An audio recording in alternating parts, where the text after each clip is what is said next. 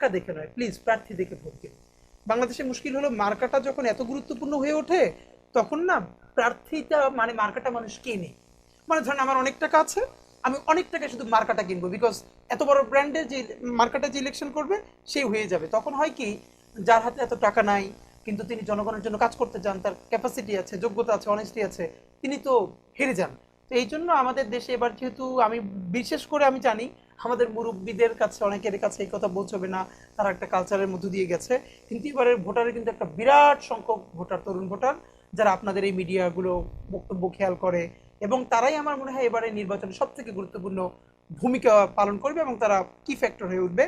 তো তরুণ ভাই বোন যারা ভোটার হচ্ছেন, জীবনে প্রথম ভোট দিবেন, এটা শুধু আমার বিএনপি জামাত ইসলামী কারো কাছে বলছি না, প্লিজ আপনারা আপনার কনস্টিটিউয়েন্সির যারা যেই দলের প্রার্থী দিচ্ছে তাকে নিয়ে একটু বসুন, তার প্রোফাইলটা নিয়ে একটু ঘাটুন, তার কতটুকুন ক্যাপাসিটি আছে কাজ করবার, বা তাকে নিয়ে মানে সবাই মিলে না আমরা যদি ব্যক্তিকে অ্যানালাইজ করি, তাহলে আপনি খেয়াল করেন সে বিএনপি থেকে জিতুক, জামাত থেকে জিতুক, এনসিপি অথবা স্বতন্ত্র হয়ে জিতুক, যে যে এলাকার সব থেকে ক্যাপাবল এবং যোগ্য মানুষটা যদি জিতে সংসদে যায়, তাহলে আমার সংসদটা তো একটা সোনার সংসদ হয়ে যাবে।